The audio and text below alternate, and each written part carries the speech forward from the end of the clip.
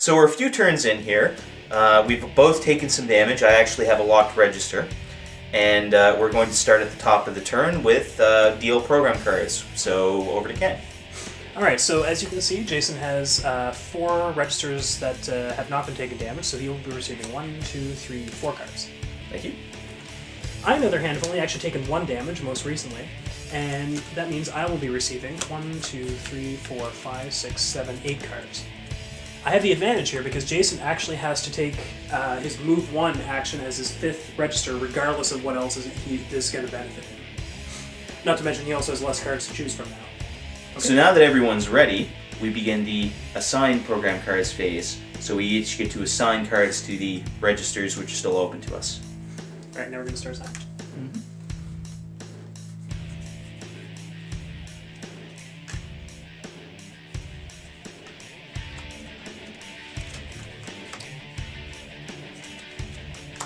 I'm done now, so I am flipping over the timer. Means I'm going to have to act fast because I only have about 20 seconds to program the rest of these registers, otherwise they're going to have to all go down randomly.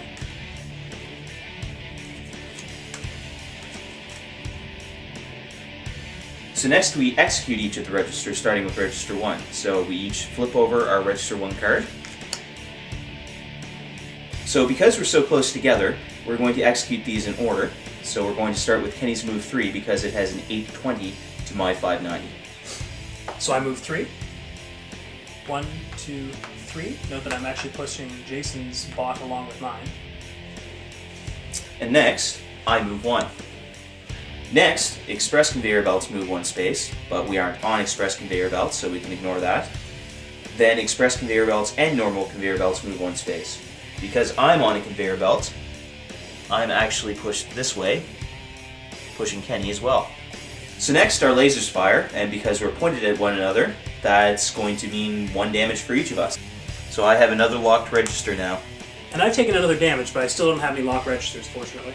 Now next, if we were on a flag or a repair site, we would touch them now, but because we're not, we don't. So we'll just go through the rest of the registers relatively quickly without explaining each step. So, on to register 2. So first, I rotate right. And I U-turn. Board elements move, so Kenny moves forward 1 on the conveyor belt. And because neither of us is in front of the other, no laser fire occurs this turn. On to register 3. So first, I back up. And I rotate right. Again, conveyor belts move, and laser fire would occur if we were in front of one another. Then on to register 4.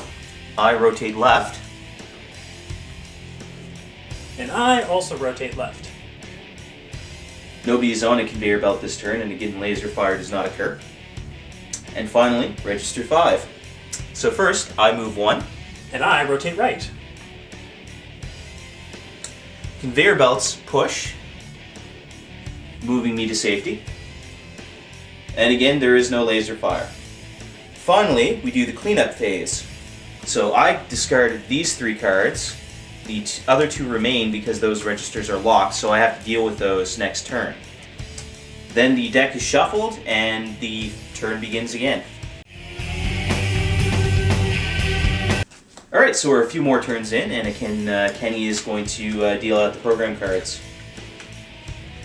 Alright, so this time, Jason has 3 damage, so he's going to receive 1, 2, 3, 4, 5, 6 cards. Thank you. Luckily, he has no locked up registers. I, on the other hand, have 5 damage. I'm going to receive 1, 2, 3, 4, 5 cards, though, because I managed to pick up an option called Special Memory, or Extra Memory, which allows me to draw 1 additional cards during the programming phase. Normally, though, I would only be drawing 4 if I did not have this special option. So next we do the assign cards phase, so we now get to program our robots. It looks like Kenny's moving ahead very quickly here. Aha! Timer! Oh crap. Okay.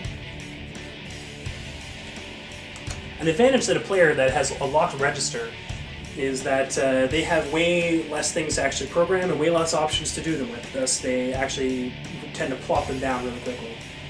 With any luck, Jason will end up having to place at least 1 random card. He doesn't put it up. We've got about 3 seconds. Damn it.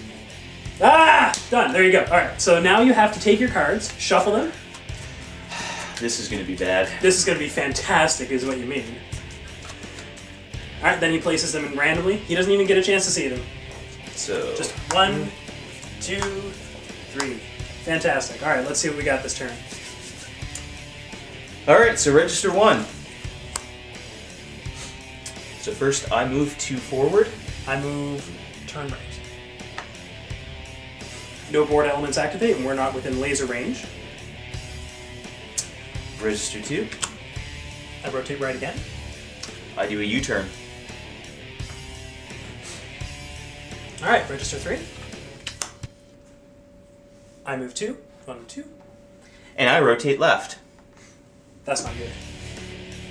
All right, register 4. Oh, thank God. It was so close. So for anybody that didn't quite catch that, if Jason is actually faced towards a pit, if he had actually had any move card whatsoever, he would have just moved right into the pit and blown up. So on register 4, I rotate left.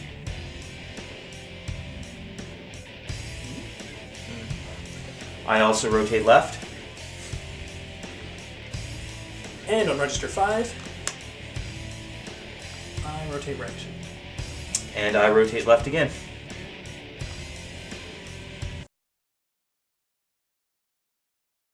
Alright, so in review. I really do enjoy the chaos that Robo Rally creates, but sometimes it's actually really debilitating, especially when you get the higher number of players. Well, yeah, it gets to the point where the game kind of deconstructs and you're not trying to get to the flags anymore, and it just seems odd to me, a game where, you know, you're not actually trying to meet the set goal anymore. It's kind of like playing Risk and everyone's just racing to take Australia for no reason. Oh god, I hate Risk so much! It's okay, Kenny. We're not playing Risk. You're good. No, I know. Okay. I'm good.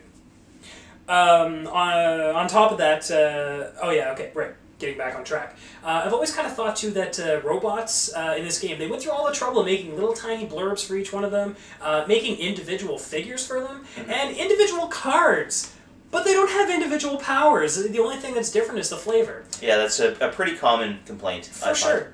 I'm a bit of a little, like when it comes to role-playing games, I'm a bit of a hippie role player myself, and I do like to have a little flavor in my character. But when it comes down to board games, like, why bother injecting flavor if you're not going to actually involve any mechanical differences? Yeah. So that's just one of those little beefs I've always had with it. So how many meeples would you give this game, Kenny? I'm going to have to give this game 3.5 out of 5 meeples.